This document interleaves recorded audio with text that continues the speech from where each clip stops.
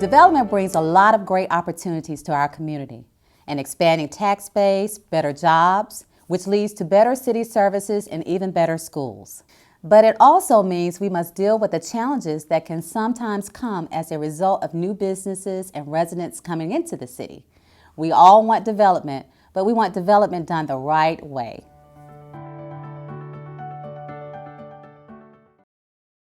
Stabat Mater is a large-scale choral orchestral work that uses the traditional medieval Latin texts interspersed with modern English poetry. The Latin texts, sung by the chorus, are a powerful poetic narrative of Mary standing at the foot of the cross, reflecting on the suffering of her dying son. One of the things I wanted to achieve in this work was, in some sense, to disperse the surface religiosity and get to the core humanistic content. Here is a parent enduring her own emotional agony, watching helplessly as her child dies. These texts are deeply moving in their own right, but to find modern parallels, I used 3 20th century poems by mothers who had lost children under a variety of adverse and tragic circumstances. I set those for soprano soloist and a smaller, more intimate chamber group.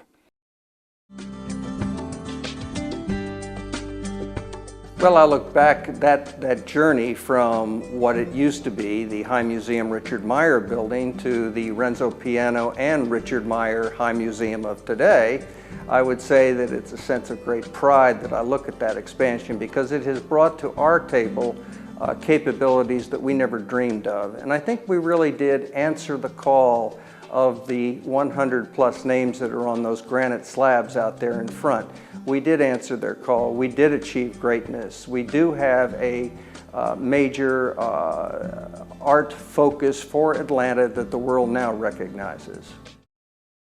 That's one of the great attractions, obviously, about being an actor, is that you can take on different roles, hopefully. I mean, a lot of people I know just want to do the same thing, but it's just never been it's never been of interest to me. I just want to keep shape-shifting, and this was just a really intriguing role. I liked the idea of playing an action hero. I hadn't done it. You know, I started to go gray and thought maybe this is how I live out my midlife crisis. I become an action hero. Other people don't have that opportunity in life. They just buy a Porsche, but I choose to kind of, become the commander-in-chief of a counter-terrorism unit.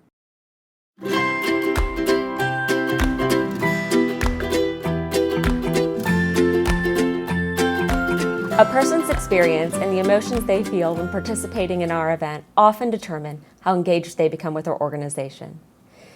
If we can create a more personal experience, we can increase recruitment of walkers and donors, leading to more funds raised for our mission.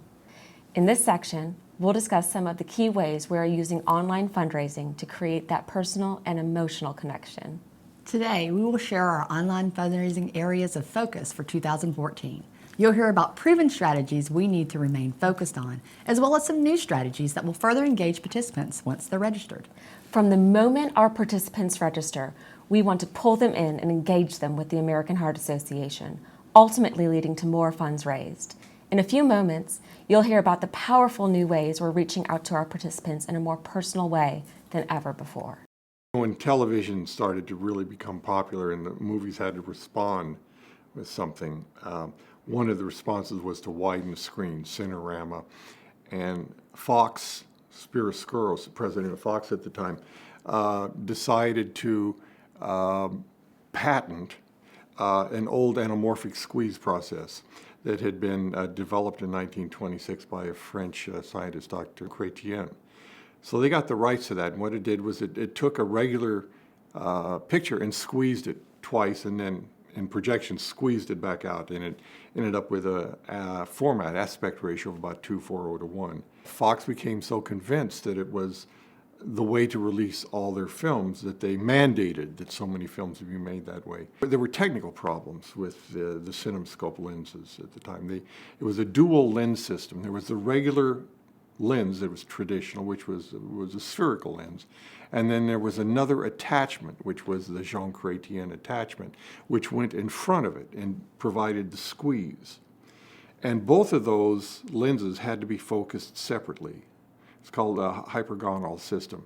And the first generation of them, required 2 focus pullers. The problem with the lenses were inherent in trying to integrate the anamorphic elements into the regular lens.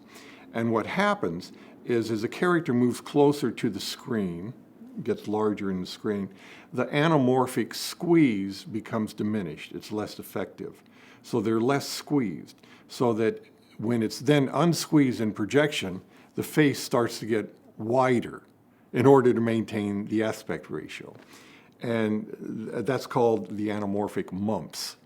And you see it a lot in the extreme close-ups in The Innocents. Especially if they're on the edge of the frame, you see this sort of slightly bloated face. I mean, it's not uninteresting, especially for a film like this, that is sort of a Gothic film. It's sort of an effective device, even though it's kind of primitive and it was considered a fault.